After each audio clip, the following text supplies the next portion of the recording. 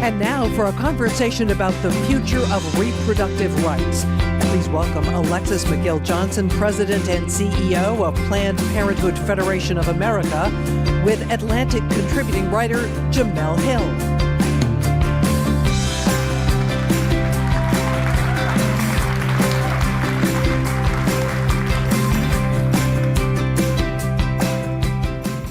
All right, good afternoon, everybody. As we all know, right now there's a lot of questions, a lot of uncertainty around reproductive rights, where we stand in this country in the wake of Roe versus Wade being overturned by the Supreme Court. For me, this is a very personal issue. As I wrote about in the Atlantic, the first time I publicly disclosed that I had an abortion when I was 26. So this conversation, this time in America, is very meaningful for me personally, as it is for everybody in the room and those who are watching at home. So I'm very pleased to be able to have this conversation here with Alexis, who is the president and CEO of Planned Parenthood and also the Planned Parenthood Action Fund. So let's start with where we are right now, Alexis, and we're in a post-Roe versus Wade world. So what does that world look like from the Planned Parenthood perspective? First of all, it's an honor to be here with you, and thank you so much for sharing your story, right? Because I think part of why we are here is because of the stigma, right? Because we haven't actually normalized an experience that roughly 1 in 4 women, trans and non-binary folks will have in their lifetime, and the fact that we are here now almost 50 years.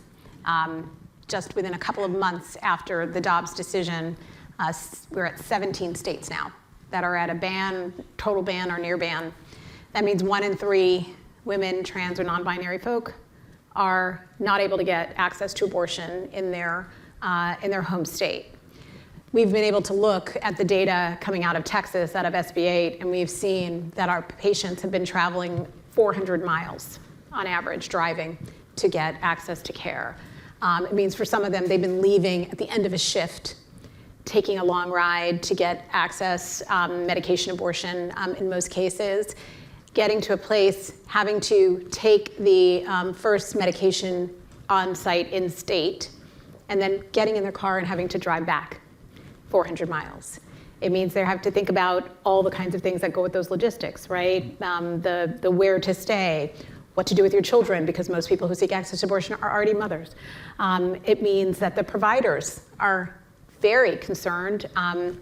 There has been a chilling effect along with this chaos that we've seen. There's so much confusion because the opposition has been doubling down on all of these horrific additional bans.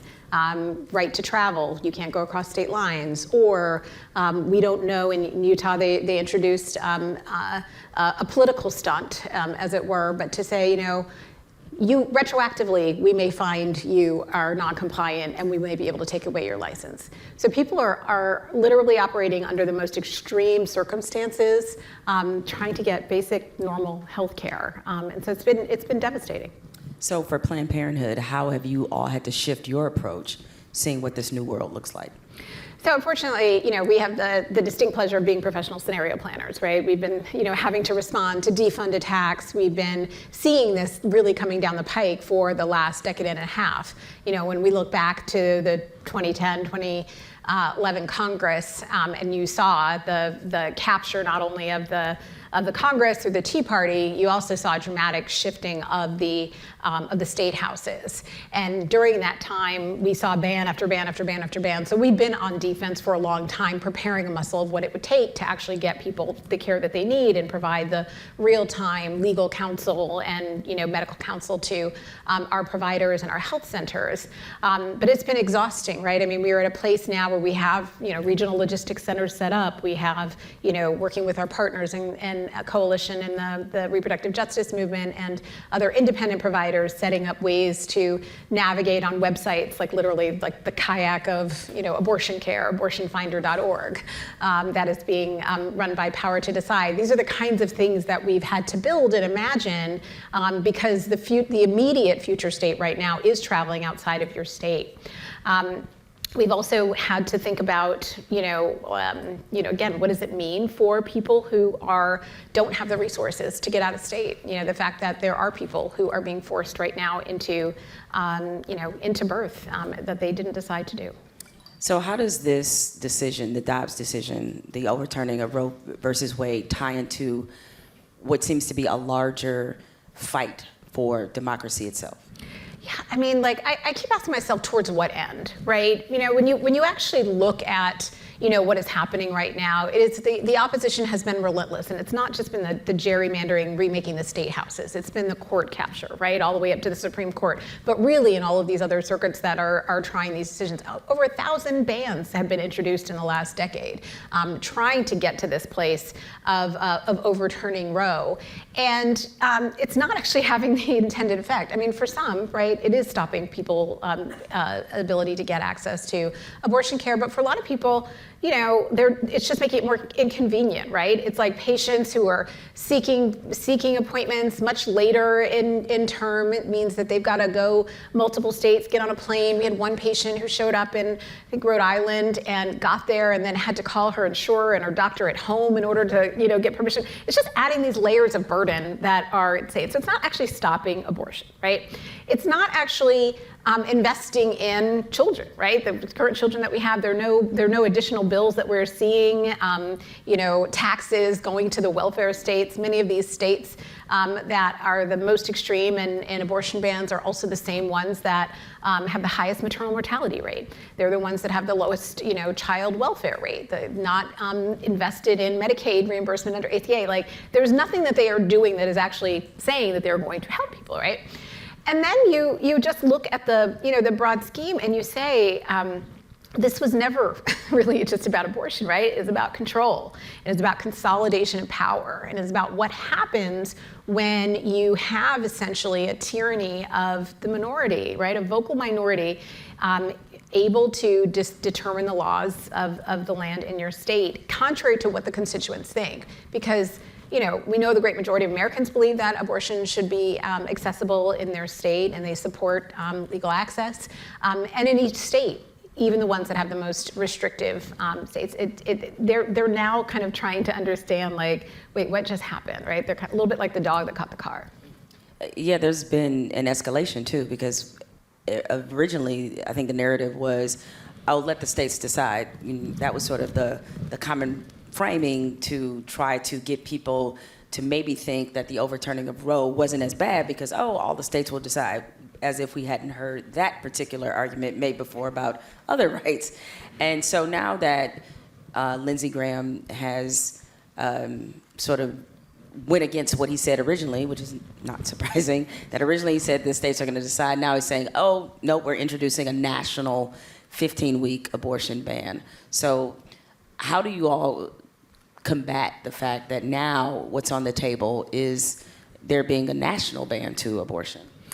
Yeah, I mean, and I think it's been very interesting to watch the GOP over the last few months, be so vociferous, on one level and joyous in celebrating the Dobbs decision, and then literally start to scrub their websites and, back away from the things that they have clearly been on record saying. And so what's interesting is when the leak decision came down, that itself was such a shocker that I think it just all captured our attention prior to the leak. Our polling said that, even at almost a year or, 7-8 months into SB 8, that only 30% of Americans actually thought Roe was really threatened, right? So, I mean, 70% of Americans thought that the court was going to let Roe stand. And then the leak happened, and then we, obviously knew, what was coming down the pipe. What was interesting is that same day, that morning, the opposition had actually said that they were much more interested in a nationwide 6-week ban.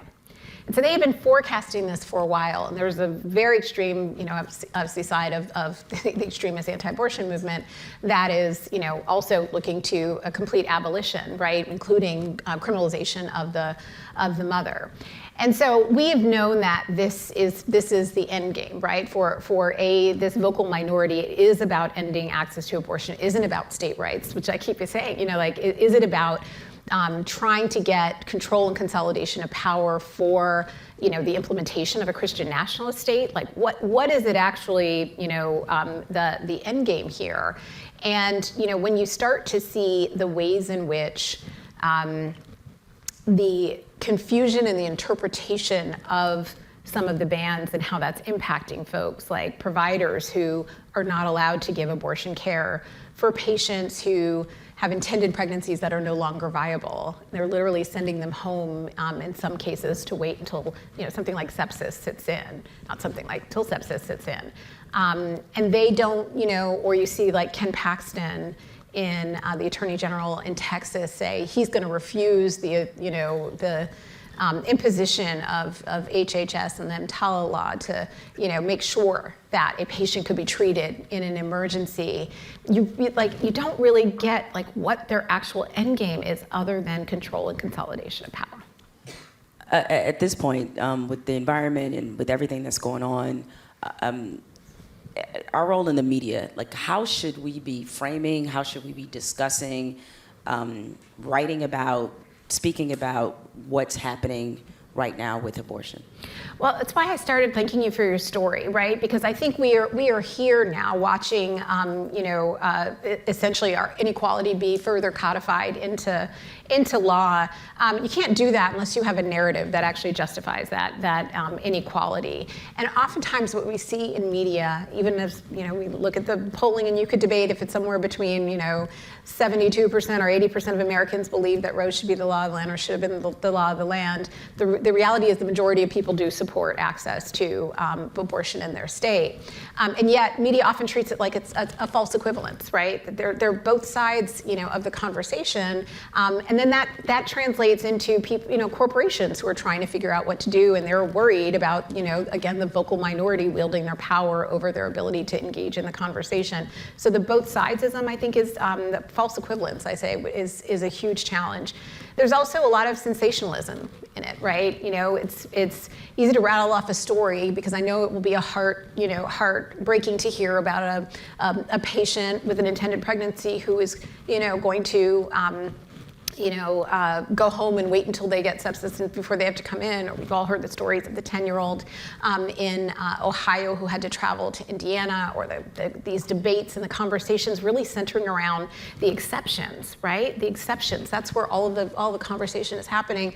But the reality is, the great majority of people who have access or who have abortion, just, people who don't have any extraordinary circumstances, they've just made a decision that their body is their own and that this is what they need to do in order to further their own, freedom or imagination. So it's really just their own exercise of self-determination. And so for media to not be able to capture that, to only think about more of the sensational stories, it makes it harder to really normalize, again, what is, something that I'm sure many of you all in this room, you've had abortion, you know somebody who's had an abortion, love somebody who's had an abortion, and that should just be a normal state.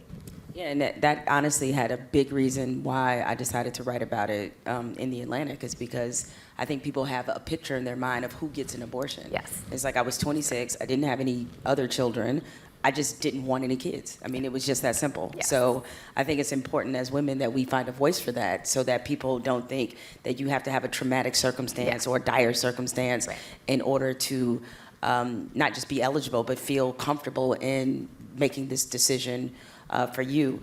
Along those same lines, and looking at how this conversation is framed, it's not just the conversation taken in the media, but the conversation taking place in our own homes.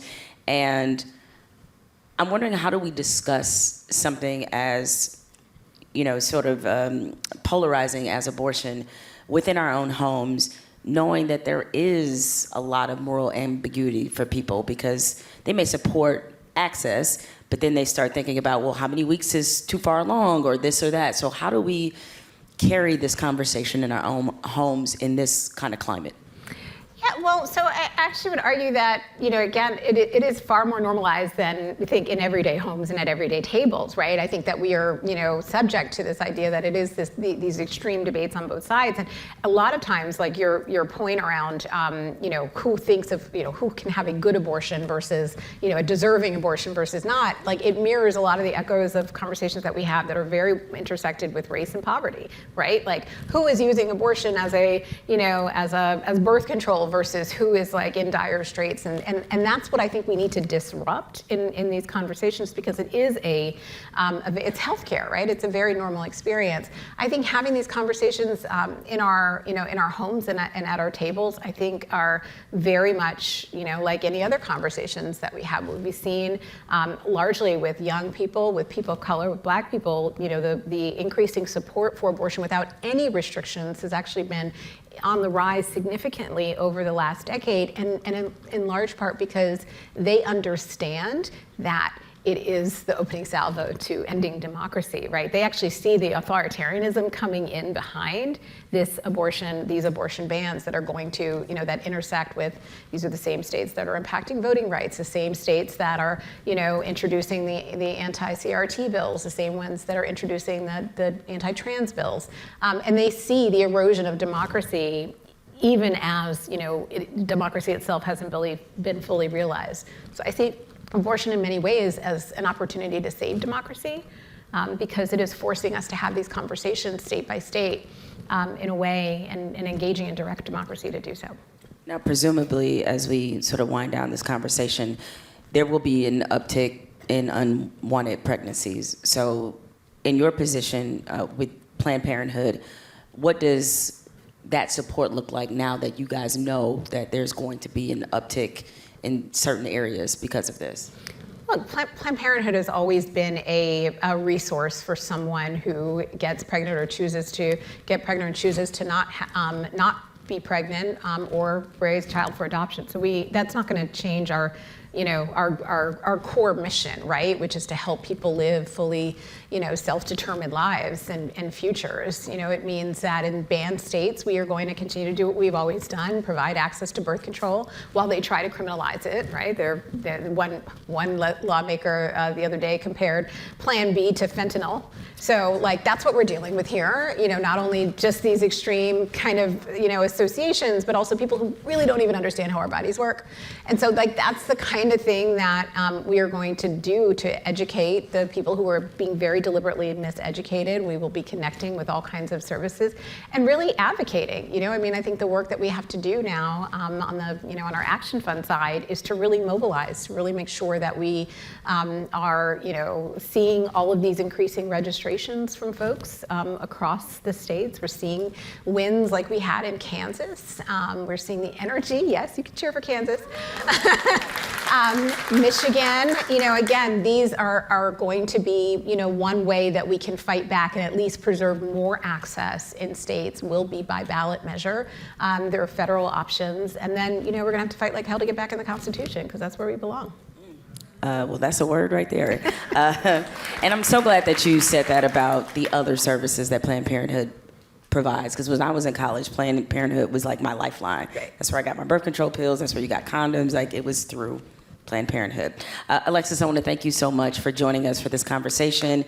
Everybody stay engaged. Obviously, this is an issue that we have to just be continually vigilant about. So thank you for sharing Planned Parenthood's perspective. Thank you.